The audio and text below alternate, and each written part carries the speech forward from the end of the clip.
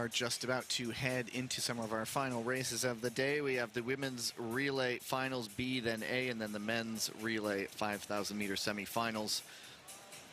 French Roosters, Hungarian Falcons, Canadian Ice Maples, and Polish Hussars. And the Canadians looking with a very changed look. I just saw Anne-Sophie Bachon coming out onto the ice. Florence Brunel took a bit of a bump going down in the semis, and so yeah, they're opting to rest her. So Claudia Gagnon and Bachon have not seen much time on the ice this season, in racing action that is, but they still train among the best in the world.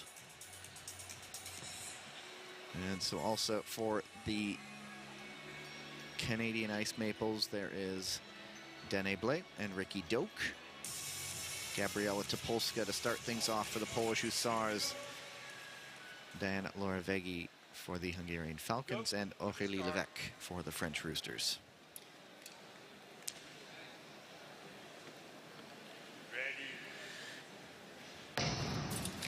So the Canadian Ice Maples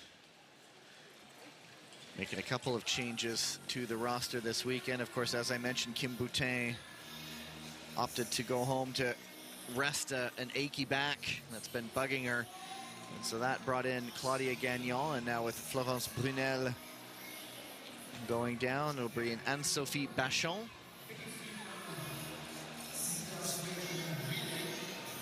And a Doak on now as we go back.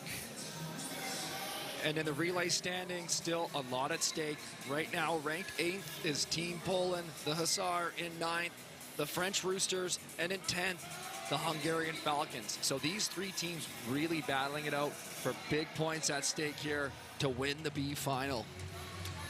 Any one of them would love to get a 5th place. And of course, the Canadians sitting on top in that Crystal Globe standings, but with the relay points counting triple towards those team standings, and the White Tigers in the A final, they have a chance to really make a big jump in points. And so the Canadians, just to be sure, want to get as many points as they can. Eva Grenouillou on the front for the French Roosters.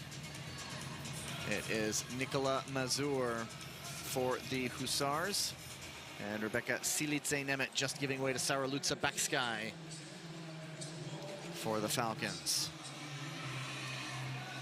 Baksky looking to wind up in the back, nothing there. There's no room, there's no gaps between the skaters right now, so it's very difficult to look for a pass. You may have to try to look on the exchange. It'll be hard to find room if you go around the outside to charge your way into a position. So again, the Falcons looking around. And the opening was there for the Canadians to go, but the Roosters got that early exchange, and so Olivier got the chance to close the door. Might somebody try to maybe go off exchange and try to change something up and see if they can't jump ahead of someone? Well, the Falcons had a good move to get ahead of the Hussar there. Now Nicolas Mazur trying to respond back. Good defense. As things stand now, it'd be a great result for the French Roosters. Oh, and Malashevska goes down, as does Baksky. And a very close on blades there. And now it's a matter of who can get back up to speed quickest. Okay, they're both on their feet. They're looking okay. Malashevska, I think, has a cut in her uniform. They do have a second one underneath. But Malashevska's had some hard falls in recent weeks.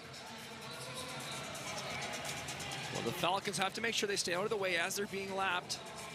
And so it's the Canadians right now with a chance to pick up 5th. And the Falcons were the quickest of the two to get going, but the Hussars, you can see the rips on the back of Malashevska's uniform. We'll see if we'll get a look at it. But the Hussars now, they're not out of the fight yet. That difference between 3rd and 4th could be immeasurable for them. Well, the French Roosters have to stay clean here. The Canadian Ice Maples have pulled away, but they're in a great position to secure 6th place points. One more exchange coming. All that, and the race is almost done now. It is going to be Danae Blais to finish things off for the Canadians, Olivier for the French Roosters. So it looks like the French will get a 6th place. And so how might that change the complexion of those standings? We'll see how that alters it after this event is done. But there goes Danae Blais. And the French Roosters will get 6th. There's I see Aurélie Lévesque applauding her teammates, so they're happy with that one. Well, just a huge smile on the faces of the French Roosters right now. And again, that program is going to be such a big quad in the next 4 years, and they have already started to show some flashes of what's possible in a race.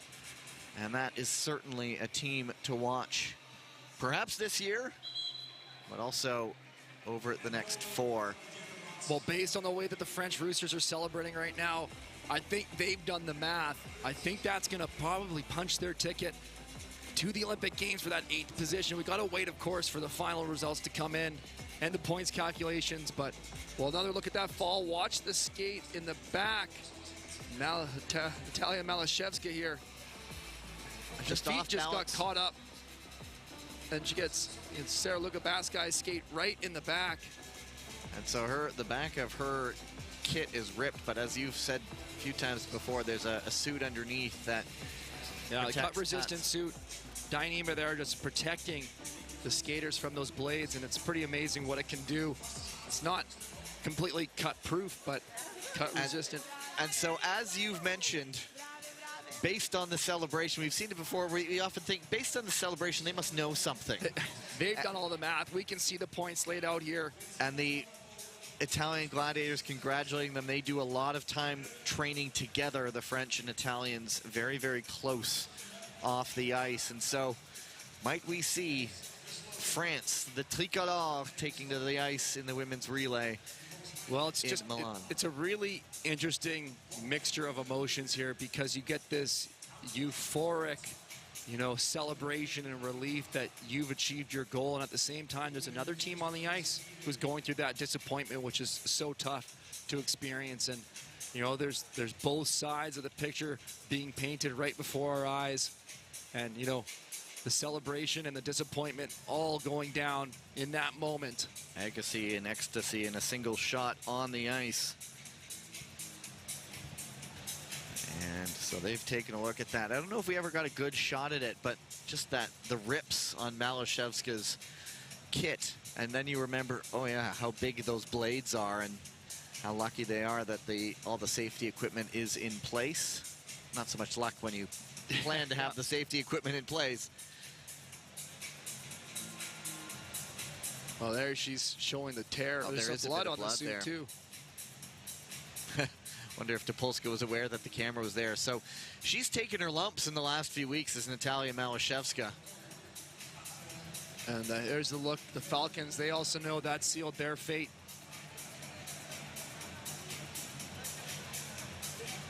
And you got to feel for these skaters. It's a tough moment for them, and yeah. You've given everything you've had. You've put in years and years of work and years of training, and I know how that feels. It comes down to that one moment. But they got to hold their heads high. They pushed through. They gave themselves a chance. They did everything they could. Final decision, penalty, Team Poland. And so it is the Hussars who get the penalty. And so that means Hungary does come up into 3rd, and this is the moment. So Malashevska on the exchange just goes right up. Well, her right blade gets caught on Backskai's blade there. And so we've seen the two sides of the coin. The jubilation and then the heartbreak. But that's sport. That's short track. And we appreciate all of the skaters that we've seen. This is not an easy sport to do. And there are the results, the penalty to the Polish Hussars. So 3rd